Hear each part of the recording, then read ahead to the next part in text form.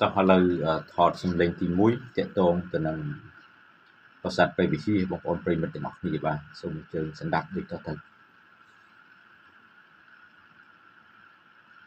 តើអ្វីជាហេតុផលចម្បង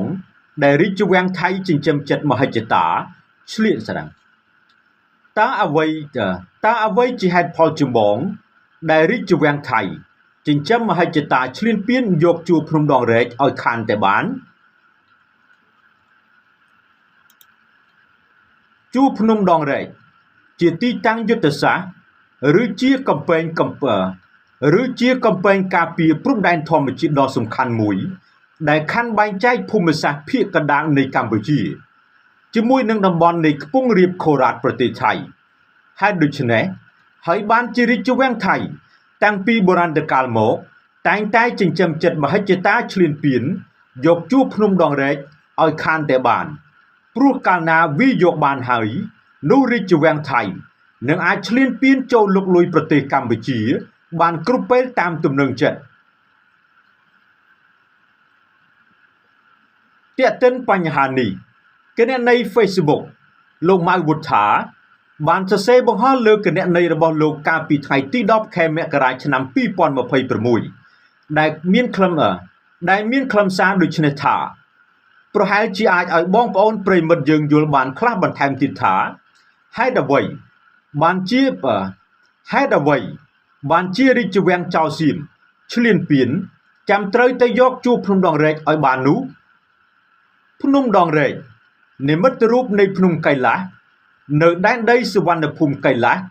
គឺជាភ្នំវិសេសមួយនៃជួរភ្នំហេបាឡៃហើយមានវត្តមាននិងតួនាទីយ៉ាងសំខាន់នៅក្នុងជំនឿសាសនានិងអក្សរសិល្ប៍បុរាណរបស់អាស៊ីបូព៌ាពាក្យថាកៃឡាសគឺជាភាសាសំស្ក្រឹតដែលមានន័យថាពេជ្រគ្រីស្តាល់ហើយបើជាភាសាទី3វិញគឺមានន័យថាភ្នំពេជ្រព្រិលពណ៌សនៅក្នុងព្រហ្មញ្ញសាសនាឬហិណ្ឌូសាសនាភ្នំកៃឡាស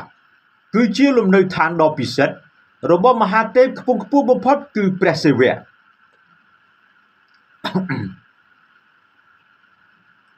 នៅក្នុងព្រះពុទ្ធសាសនាហិនយានភ្នំកៃឡាសត្រូវបានគេប្រដូចទៅនឹងភ្នំព្រះសុមេរុដែលជាស្នូលនៃចក្រវាឡឬជាចំណុចកណ្ដាលនៃលោកធាតុវិទ្យាសម្រាប់បណ្ដារដ្ឋនៅជ្រោយឥណ្ឌូចិនឬហៅថាដែនដីសុវណ្ណភូមិដែលទទួលឥទ្ធិពលអំពីអរិយធម៌ពីឥណ្ឌាបណ្ដាភ្នំទាំងឡាយណាដែលមានទីតាំងជ័យភូមិឬហុងស៊ុយល្អគឺសុទ្ធតែត្រូវបានប្រៀបប្រដូច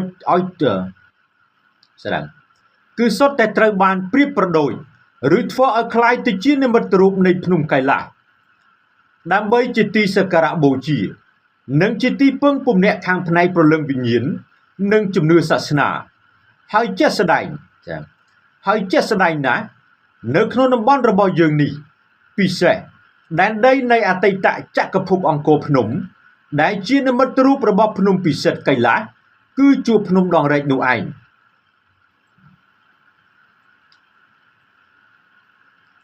បើតាមការសិក្សាស្រាវជ្រាវបែបបុរាណវិទ្យាភូមិសាស្ត្រនយោបាយក៏ដូចជាជំនឿសាសនានានាជួរភ្នំដងរែកនេះ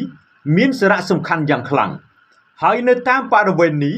គឺមានមនុស្សរស់នៅតាំងពីប្រមាណ 1000 ឆ្នាំមុនរហូតមកម្ល៉េះហើយមានជាច្រើនជនជាតិដែលក្នុងនោះភាគច្រើនគឺបណ្ដាក្រុមមនុស្សអំបូរខ្មែរថៃលាវគួយនិងបណ្ដាជនជាតិដើមជាច្រើនទៀត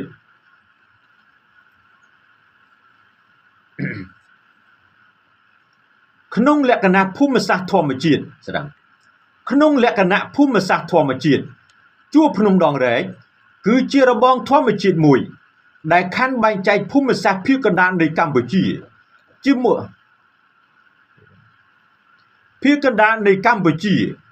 ួយនឹងតំបន់នៃខ្ពង់រាបខូរ៉ាតប្រទេសថៃពាក្យថាខូរ៉ាតនេះលោកគ្រូតាអាំងជូលៀងមានប្រសាសន៍ថាអាចជាភាសារបស់ក្រុមពួកខ្មែរលើដែលនៅតំបន់នោះហៅថានគររាជយូរទៅ មកជាសំនៀងសៀមចេញថាខូរ៉ាតភ្នំដងរែកមានឈ្មោះជាភាសាខ្មែរបុរាណហៅថាភ្នំកំពែង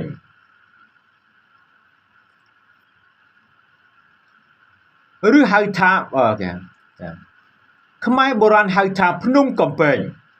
វានាងកំវែងដោយយោងតាមសិលាចារឹកពីប្រាសាទខ្នារ K660 នៅក្នុងសម័យអង្គរជួរភ្នំដងរែកនេះជាកំពែងធម្មជាតិមួយខណ្ឌចែកដាច់រវាងសន្តិវង្សនេះជាកំពែងធម្មជាតិមួយខណ្ឌចែកដាច់រវាងសន្តតិវង្សនៅយសេដ្ឋបុរៈនៅយសោធរបុរៈនិងសន្តតិវង្សនៅមហធិធៈនៅមហិថៃនៅមហិធរបុរៈដែលនៅខាងចុងភាគខាងជើងនៃជួរភ្នំពោលដែលនៅខាងចុងភាគខាងជើងនៃភ្នំជួបដែលនៅខាងចុងភាគខាងជើងនៃជួរភ្នំពោលគឺតំបន់ភាគឦសាននៃប្រទេសថៃបច្ចុប្បន្ននេះថ្វីត្បិតតែមជ្ឈមណ្ឌលអំណាចស្នូលមានមូលដ្ឋានបែបមណ្ឌលនៅរាជធានីយសោធបុរៈ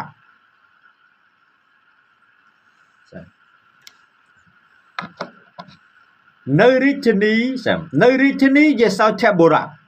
សន្តតិវង្សមហិធរៈហាក់ដូចជាមិនសូវជាចង់នៅក្រោមចំណុះរបស់យសោធរៈនោះទេហើយតែងតែចង់វាដអំណាចនិងបង្កបរិយាកាសរកាំរកូសច្រើនជាមួយនឹងរាជអំណាចយសោធបុរៈជាមួយនឹងរាជអំណាចយសោធរៈជាមួយគ្នានោះដែរលោកគ្រូតាខ្ញុំមួយទៀតគឺលោកបណ្ឌិតឡុងសៀមក៏បានបញ្ជាក់ផងដែរថាការហៅឈ្មោះបែបនេះគឺអាចទៅតាមលក្ខណៈភូមិសាស្ត្រនៃជួរភ្នំនេះដែលបានបែងចែករដ្ឋពីបុរាណហើយក៏អាចនិយាយបានថាជាព្រំប្រទល់របស់អាណាចក្រខ្មែរបុរាណហើយក៏អាចនិយាយបានថាជាព្រំប្រទល់របស់អាណាចក្រខ្មែរបុរាណចំនួន2គឺចេនឡាដីគោកនិងចេនឡាទឹកលិច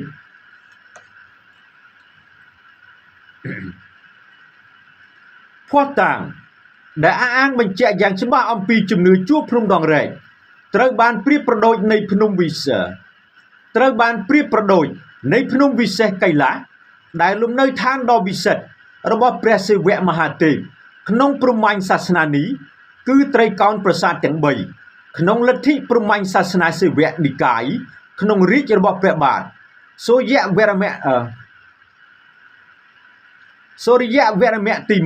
1គឺសិវៈបាទាបូពាស្រីសិក្ខារេស្វរៈ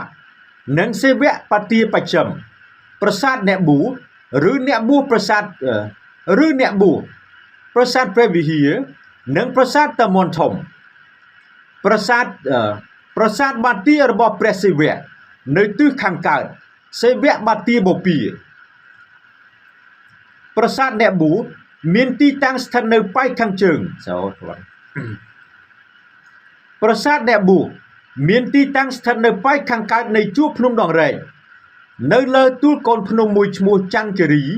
នៃស្រុកជាំខ្សានខេត្តព្រះវិហារតែប៉ុន្មានគីឡូប៉ុណ្ណោះពីច្រកអានសេះតាមរយៈសិលាចារឹកនានាដូចជា K341 K342 K343 និង K344 សុទ្ធតែបានបញ្ជាក់អំពីឈ្មោះប្រាសាទនេះថាវរៈកម្រងតេនៈវរៈកម្រតេនាងវរៈកម្រតេងអញស្រីសិវៈបាត់ពរវៈ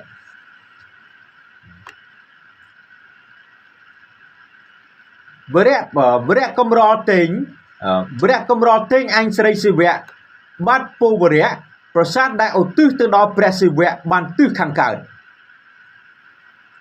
ប្រាសាទព្រះវិហារស្រីសិក្ខារេស្វរៈប្រាសាទព្រះវិហារស្រីសិក្ខារេស្វរៈបើតាមសិលាចារឹក K342 ព្រះបាទសូរ្យវរ្ម័នទី1បានធ្វើធម្មយាត្រាទៅកាន់លង្កពបរវត្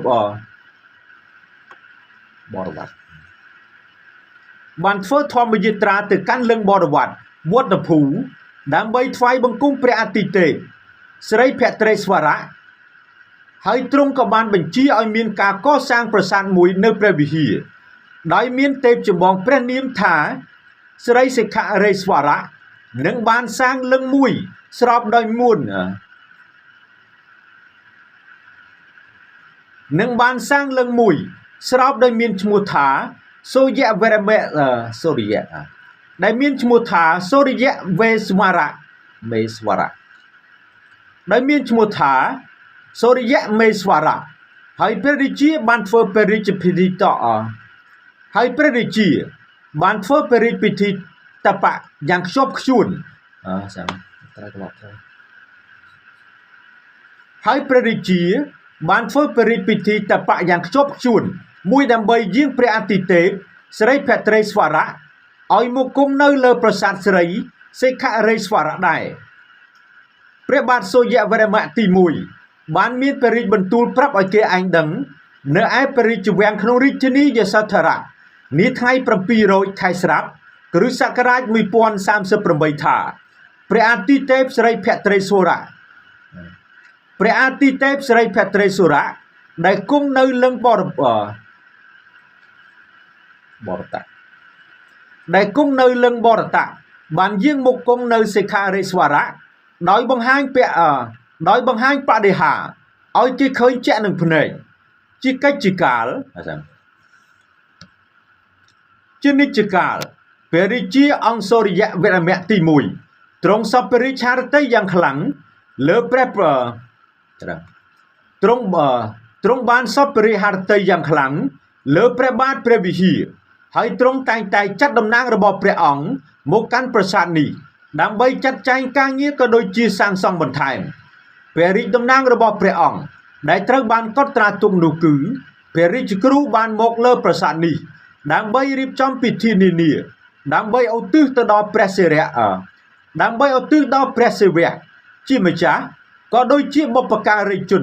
របស់ព្រះមហាក្សត្រផងដែរពិធីកម្មសាសនាមួយនេះពេលនោះគឺព្រះរាជគ្រូ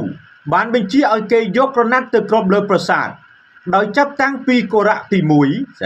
1ដោយចាប់តាំងពីកុបរៈទី1ឬកំពែងប្រាសាទបន្តលើព្រះថ្នល់រហូតដល់ទួលប្រាសាទទាំងមូលប្រាសាទព្រះបាទារបស់ព្រះសិវៈនៅទិសខាងលិចសិវៈបាទាបច្ចឹមដូចគ្នាប្រាសាទអ្នកបួដែរប្រាសាទតាមន់ធំនេះបានសាងសង់ឡើងដើម្បីឧទ្ទិសដល់ព្រះសិវៈហើយមានឈ្មោះថាសិវៈបត្តបច្ចឹមស្វ័យភូមិលឹងដែលដុះដោយឯកជនស្វ័យភូមិលឹងដែលដុះដោយឯកឯងធម្មជាតិនៅកណ្ដាលប្រាសាទនេះត្រូវបានគេពិភាក្សានៅឡើយថាជាទម្រនៃព្រះបាទទាព្រះសិវៈឬជាព្រះរាជលឹងលោកសាស្ត្រាចារ្យកង្វល់ខាត់សីមាតាមសិលាចារឹកប្រាសាទតមន់ធំទី5មានបញ្ជាក់ឈ្មោះពីរប្រាសាទសិវៈបាទាបច្ចឹម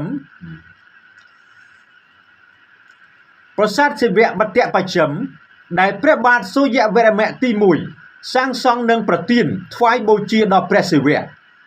គួរបញ្ជាក់ផងដែរសិលាចារឹកប្រាសាទតមន់ទាំងអស់មានចំនួន14ផ្ទាំងបើទោះជានៅក្នុងសម័យទំនើបយើងនេះហើយក៏ដោយក្នុងជំនឿរបស់រាជវង្សដែលមា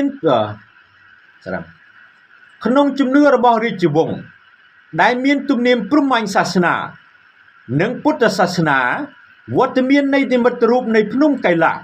នៅក្នុងបរិវេណព្រះបរមរាជវាំងផងដែរឧទាហរណ៍ជាក់ស្ដែងបំផុតគឺនៅក្នុងព្រះបរមរាជវាំងចតុមុខមង្គលរបស់យើងក៏មានតំណាងភ្នំកៃឡាសដែរដែលគេហៅថាភ្នំខណ្ឌសីមានីតិបរពតកៃឡាសឬភ្នំមណ្ឌលជាភ្នំសិប្បនិមិត្តដែលតំណាងឲ្យភ្នំកៃឡាសជាកន្លែងដែលព្រះពុទ្ធទ្រង់យកព្រះបាទជាន់ថ្ម ធ្វើជាស្នាមព្រះពុទ្ធនៅលើភ្នំមណ្ឌលមានតម្កល់រូបព្រះពុទ្ធហើយនៅលើនោះមានរូបចម្លាក់តូចចំនួន108ដែលរៀបរាប់អំពីមង្គលទាំង108នៃការកើតស្លាប់រស់ដែលព្រះអង្គបានស្វែងយល់មុនពេលបានត្រាស់ជាព្រះសម្មាសម្ពុទ្ធខ្ញុំតារាពី RTNews TV